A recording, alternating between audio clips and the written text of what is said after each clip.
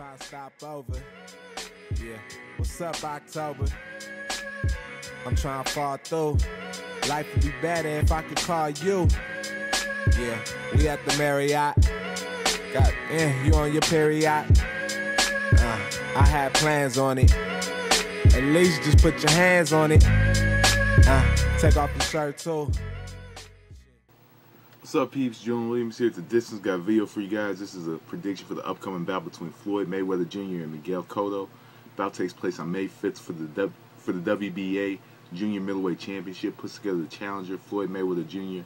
against the champion Miguel Cotto. So this is going to be Floyd Mayweather's second attempt at winning a junior middleweight championship. He did win one in 2007 against Oscar De La Hoya on the same date about 5 years ago, which was May 5th. So pretty much, Miguel Cotto is coming off of a huge victory over Antonio Margarito, the redemption fight, whatever you want to call it. Pretty much, we all want to see Mayweather Pacquiao. More than likely, it's not going to happen. And if it does happen, it should happen this year, and we've been saying it for the last year or so. But off of that bullshit, Mayweather versus Miguel Cotto. We all know that Floyd Mayweather, hands down, is the most skilled fighter and probably the best fighter in this era. Hands down. He shows that in fights that he's the quintessential complete fighter. He can fight on the inside. He'll stand in front of you. He'll fight on the outside. He's very accurate, very precise with his shots. Just a lot. And very good defensively. Just a lot that he can do in the ring. And Miguel Cotto's another fighter who's seen just about everything except for Floyd Mayweather. One thing that I see in this fight that's going to make a huge difference is the reach advantage.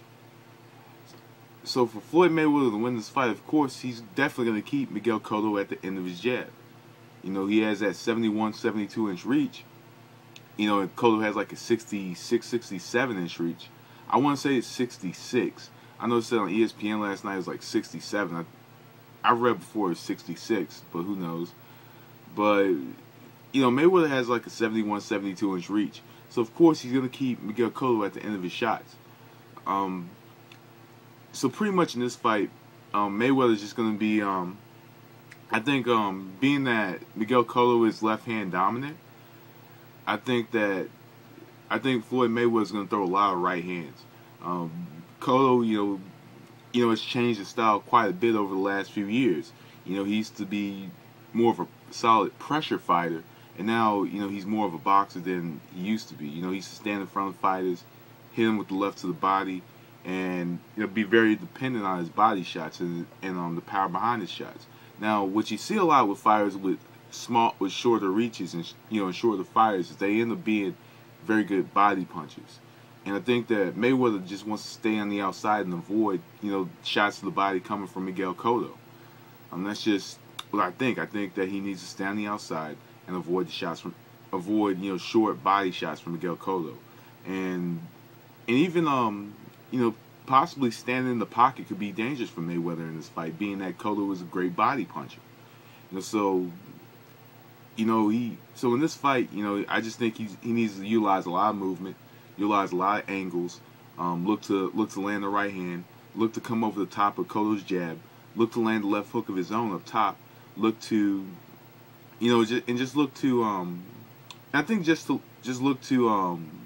catch Cotto with a majority of straight shots and short, quick, precise hooks.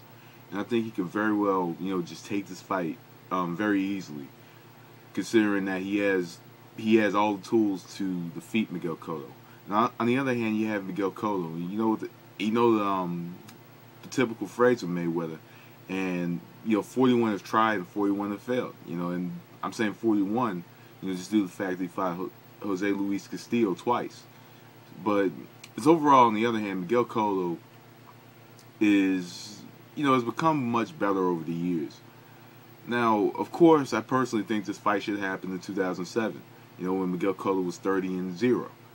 But just overall, Miguel Cotto, lost to Margarito, and then he lost to Pacquiao a year later, and had the close fight with Clottey.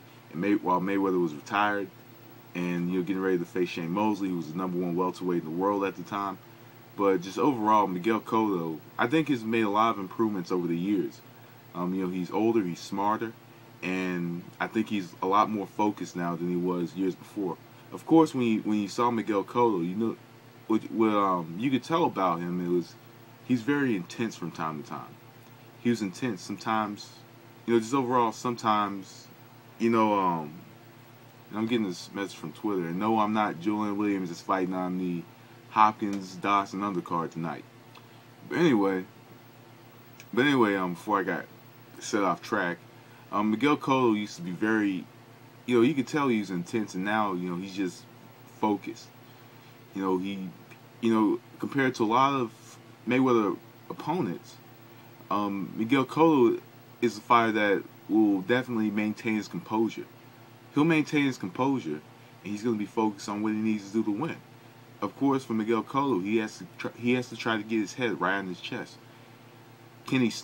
One thing he can do is he can start fast. He has to start this fight very fast. He has to put, intense pressure on Mayweather. He has to get his lead foot inside Mayweather's foot, and it's going to be very difficult, being that Mayweather is like I mentioned with the Hopkins, will position his lead foot differently from time to time, just to see what works best for him. But Cotto needs, because there are going to possibly be moments where Cotto gets close to Mayweather, and possibly even gets his head on his chest. When he gets his head on his chest, he's definitely gonna have to go to the body. He's gonna have to go to the body. He's gonna have to just continuously, try to walk Mayweather down. Continuously try to walk him down. Continuously go to the body, and make every shot count. That's really all I can say from Cotto. He's gonna be facing an opponent with a longer reach. You have to take the reach away. You take the reach away by getting inside and getting your head on the chest, using a quick jab to get inside, jab his way in, and just start going to the body. Not only would he have to go to the body, but But every time he catches Mayweather, he's gonna have to have evil intention behind that shot. He's gonna have to look for that one shot that leads to a possible knockout, or just continuously pressuring them and going to the body and hitting them with shots that could even slow him down in the later rounds. Cotto has to continue to come forward. He's going to have to continue to press. But also, on the other hand, it's going to be difficult for him. It's going to be difficult for him because Mayweather is sharp with that straight right hand. And also he's sharp with the left hook when the fighter walks into it, which Cotto tends to do. He tends to walk to right hands.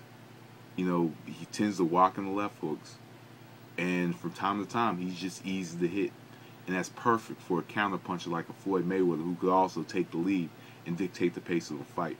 I'm going with Floyd Mayweather 10th round knockout. So anyway, peeps, that was the distance. Thanks for watching. Peace. Fuck it, I want bullshit for, man. No bullshit over here, kid. Straight from Queens, man. Flushing to be exact. Shit. Fuck the light at the end of the tunnel, cause I'm living for today. Trying not to drown in a bottle. Death all around me.